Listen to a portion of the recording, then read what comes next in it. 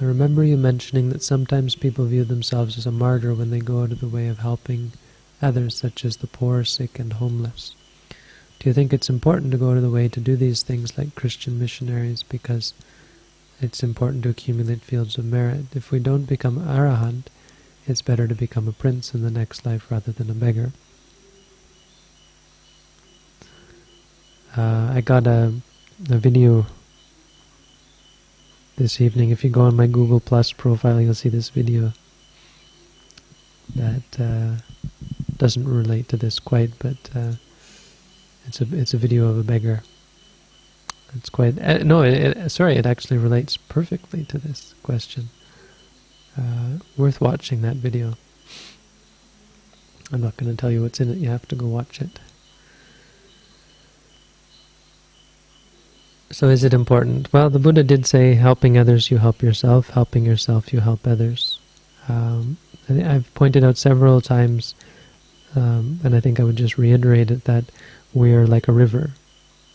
We have to purify the source, so you should never forego the practice of purifying the source and just making the water available.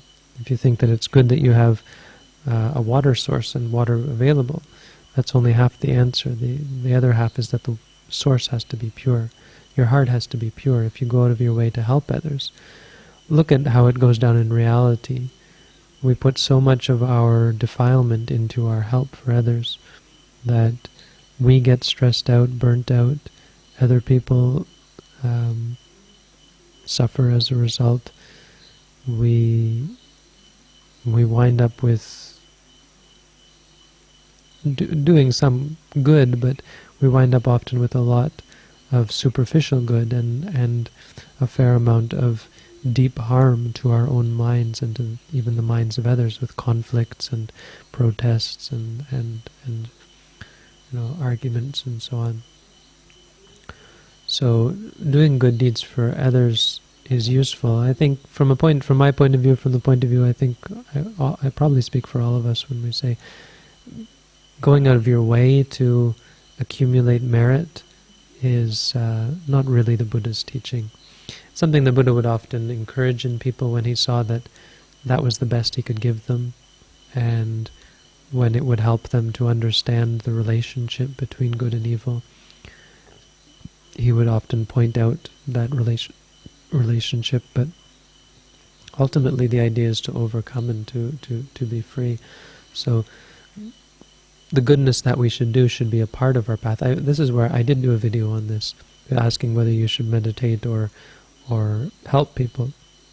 And we should look at helping people as a part of our path. It's more not that we're going out of our way, it's that they're a part of our way, they're in our way. And if we don't help them, we're just going to create conflict and we're going to get stuck at this point in our path.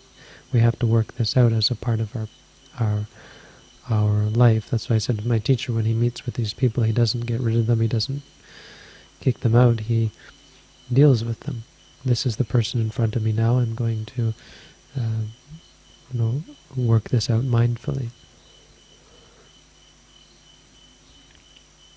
Anything?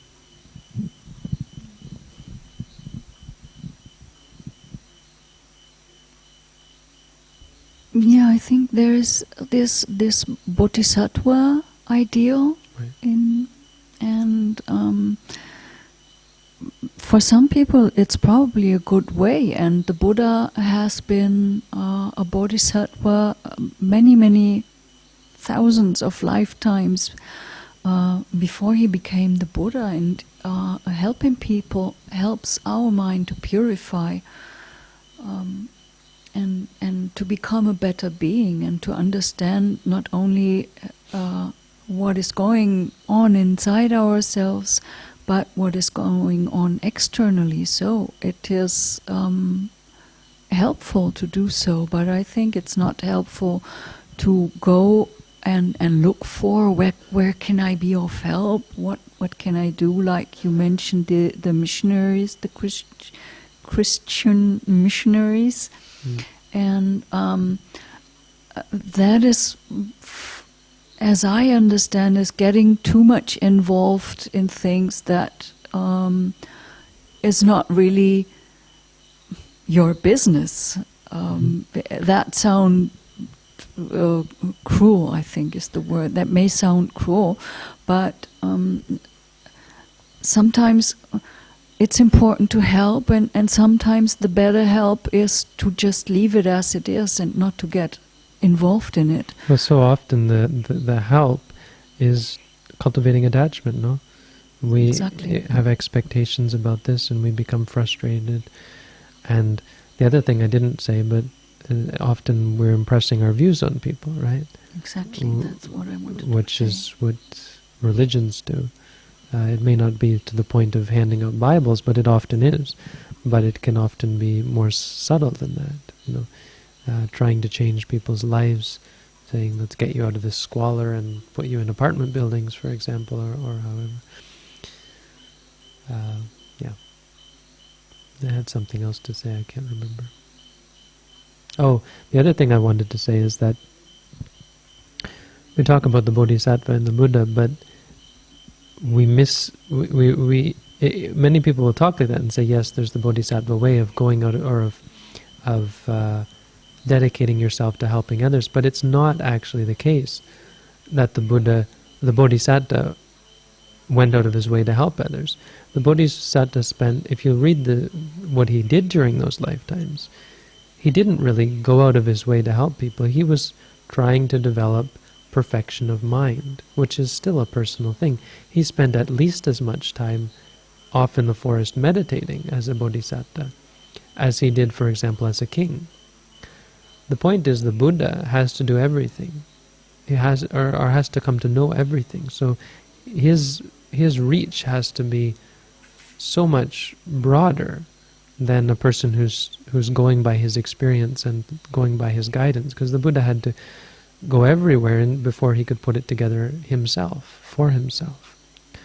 But he didn't go out of his way, and there are several examples of. There was one example that I thought of while you were talking, where Sariputta, the person who was to be Sariputta in his last life, they were both ascetics together. And Sariputta had gotten in his mind that he was going to get everyone to keep the precepts. So he would go around to people and say, look, come, you're not keeping the precepts. I'm going to teach you about these 5 precepts, the rules, or ethics, or morality. And the Bodhisattva watched him for a while, and then he thought, man, this guy's really, he's turning people off. It creates kind of, these people aren't doing it from their heart. So he said, I got to teach him a lesson. And so one day, Sariputta came back, or the ascetic who was later to be Sariputta came back, and he found the Bodhisattva kicking the earth and pulling rocks out of the ground, uprooting trees, throwing dirt here, just running around like a crazy person, like he was trying to pull the earth apart. And the ascetic, the Sariputta ascetic, said, "What are you doing?" He said, "I know what my goal in life is. I've decided that I'm going to level the earth. I'm going to turn the earth, make the earth flat." And the Sariputta said, "That's insane. How could you possibly flatten the earth? Are you out of your mind?" And the Bodhisattva looked at him and said, "Well, look at you. You're trying to level out, make all people the same and follow the same precepts, and because he was saying, no, there are mountains, there are valleys." And the Buddha said, "There are good people, there are bad people. You expect them all to be able to follow? My quest of leveling out the earth is far more achievable than your quest in leveling out people's characters." And so Sariputta realized how silly he had been. And from then on, at least from then on, he never gave precepts to anyone who didn't ask. And something about how that's how the tradition of people asking for the precepts. So tonight you asked for the precepts. We don't give them to people unless they ask. That's where that tradition came from. So it's not true to say that the Bodhisattva's path was to go out of his way to help people. It's not really carried out in the text. He helped an incredible number of people and sacrificed so much, but it seems to have more and more come natural, and that's of course the path that we're aiming for. If he had gone out of his way to help people, you would think he would be developing more attachment, more views and opinions and so on, and this idea of trying to level out, make the earth flat. Okay?